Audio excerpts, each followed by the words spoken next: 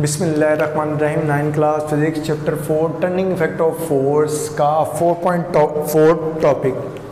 अब 4.4 टॉपिक में टॉर्क या फिर जो कि एक दूसरा उसका नाम है मोमेंट ऑफ फोर्स, इसके बारे में हम डिस्कस करेंगे।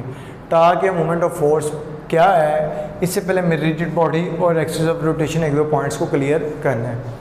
अब रिजिड बॉडी की अगर एक आम डेफिनेशन करें तो उसके मुताबिक ये पॉइंट है कि एक बॉडी अगर उसको हम क्या करें कि प्रेस करें और उसके मॉलिक्यूल्स या पार्टिकल जिनके से वो मिलके बना है, अगर उनका डिस्टेंस चेंज नहीं होता तो वो बॉडी रिजिड है। मिसाल के तौर पर ये बहुत छोटे छोटे पार्टिकल से बना है, अगर मैं इसको प्रेस करता हूँ, जोर लगाता हूँ और इनके पार्टिकल्स के दरमियान में डिस्टेंस चेंज नहीं हो रहा, तो इसका मतलब भाई ये जो बॉडी है ये क्या है, रिजिड बॉडी है। एक फिर दूसरी जो डेफिनेशन यहाँ पे हमने की है उसके मुताबिक एक रिजिड बॉडी ऐसा बॉडी है जो डिफॉर्म नहीं होता, जो डिफॉर्म नहीं होता। कब? जब उसके ऊपर फोर्स या फिर फोर्सेज एक्ट कर रही हो। बॉडी डिफॉर्म ना हो फोर्स और फोर्सेज एक्ट करने से, ऐसे बॉडी को हम रिजिड बॉडी का नाम देंगे। अब इसका दूसरी जो टर्म हमें क्लियर करनी है टॉर्क से पहले, एक्सिस ऑफ रोटेशन।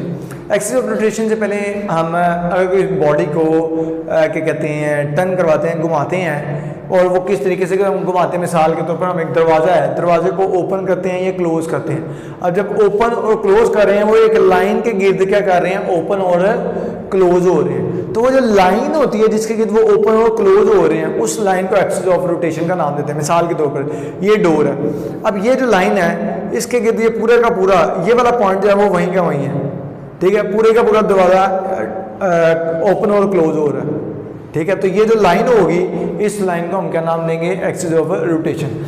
अच्छा, वो पार्टिकल ऑफ बॉडी जो है एक सर्कल में मूव करते हैं एक लाइन के अलोंग, ठीक है, और यही जो लाइन होती है इसी को हम एक्सिस ऑफ रोटेशन का नाम देंगे।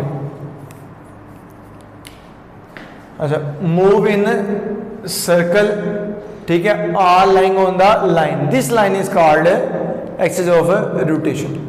अब हम अपने पॉइंट की तरफ आते हैं। हमारा जो असल पॉइंट था वो क्या है, टॉर्क और मोमेंट ऑफ फोर्स। टॉर्क क्या है हमारे पास, टर्निंग इफेक्ट ऑफ फोर्स। एक जो फोर्स है उसके एक्ट करने की वजह से जो घूमने के इफेक्ट्स हैं, उसके टर्न होने के इफेक्ट हैं, उसके बारे में जो स्टडी है उसको हम टॉर्क का नाम देते हैं, उसको ही टॉर्क का नाम देते हैं, उसकी स्टडी को नहीं। अब इसके अगर दूसरी टर्म में आते हैं, मैथमेटिकल रिलेशन की तरफ, फार्मूले की तरफ आते हैं, तो जो टॉर्क है वो इक्वल होगा cross product of force end moment arm. Moment arm क्या है ये अभी हम आगे डिस्कस करते हैं। अब इस तरह से अगर हम देखें, फोर्स का यूनिट क्या है, न्यूटन, लेंथ का यूनिट क्या है, मीटर, तो जो हमारे पास इसका यूनिट आ जाएगा वो न्यूटन मीटर आ जाएगा। अब अगर हम देखते हैं कि टॉर्क का इफेक्ट क्या पॉइंट को क्लियर करता है, अब हम देखते हैं कि दरवाजे को हमने ओपन क्लोज करना है कि हम कहीं से भी पकड़ेंगे ओपन क्लोज हो जाएगा, लेकिन जो हैंडल होता है वो आउटर एज पे होता है, बाहर वाली साइड पे होता है उसके दरवाजे के, एक्सिस ऑफ रोटेशन से मैक्सिमम डिस्टेंस पे होता है।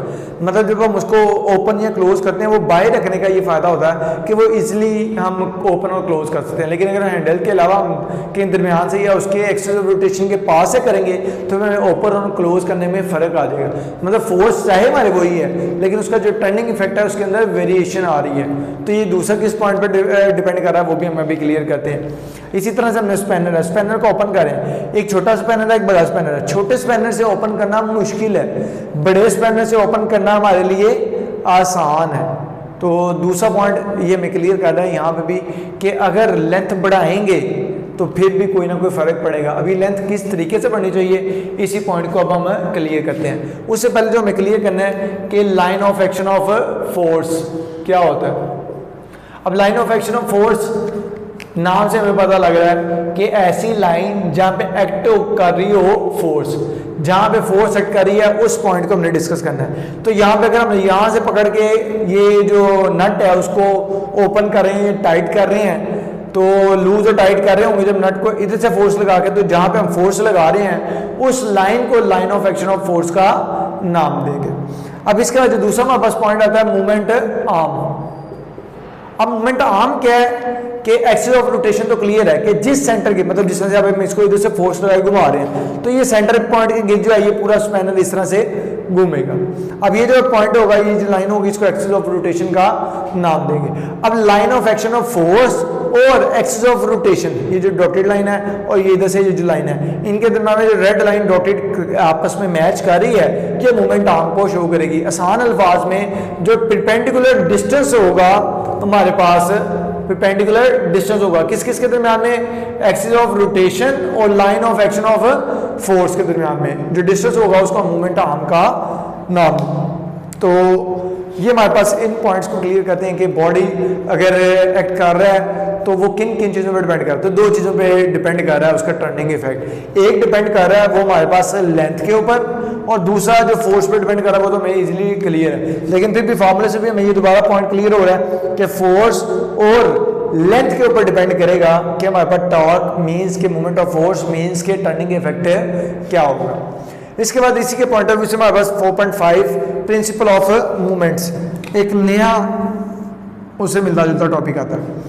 अब प्रिंसिपल ऑफ मूवमेंट से पहले क्लॉकवाइज मूवमेंट और एंटी क्लॉकवाइज मूवमेंट को क्लियर कर लें। अब क्लॉकवाइज जो क्लॉक की तरह है, जो क्लॉक की तरह उसकी रोटेशन है उसको हम क्लॉकवाइज रोटेशन का नाम देंगे। ऐसी टॉर्क जो क्या हो, मूव कर रहा हो किस तरह से, क्लॉकवाइज, ऐसा टॉर्क है जो प्रोड्यूस हो किसकी वजह से, क्लॉकवाइज डायरेक्शन में हो, तो उस टॉर्क को हम क्या नाम देंगे, क्लॉकवाइज मूवमेंट। जो क्लॉकवाइज टॉर्क प्रोड्यूस हो फोर्स के एक्शन की वजह से उसको हम क्लॉकवाइज मूवमेंट का नाम देंगे। फॉर एग्जांपल हम नट को टाइट करते हैं, नट को टाइट करने के लिए जो नॉर्मली टर्म यूज करते हैं हम, वो क्लॉकवाइज रोटेशन करते हैं। तो क्लॉकवाइज रोटेशन के जरिए से नट टाइट हो रहा है वो हमारे पास क्लॉकवाइज मूवमेंट आएगी। इसी के ऑपोजिट अगर हम देखते हैं तो हमारे पास टॉर्क जो प्रोड्यूस करे anti clockwise torque,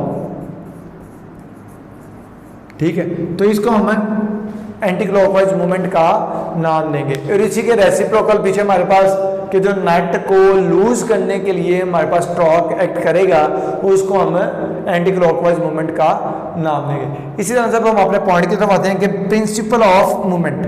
principle of movement में कह रहा है कि जी बॉडी जो मूव कर रहा है वहाँ पे क्लॉकवाइज भी मूवमेंट एक्शन हो रहा होगा, एंटी क्लॉकवाइज मूवमेंट हो सकता है, और अगर बॉडी मूव नहीं कर रहा, ठीक है, वो इक्विलिब्रियम में है, इसका मतलब ये है कि बॉडी बैलेंस में है।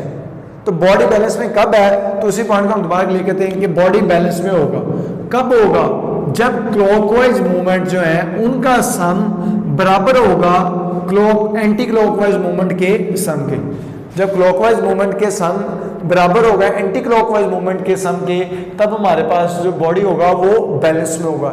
इसी को हम प्रिंसिपल ऑफ मूवमेंट्स का नाम देते हैं। तो अब तक के लिए इतना ही, इंशाल्लाह नेक्स्ट टॉपिक में नेक्स्ट लेक्चर से मिलेंगे। अल्लाह।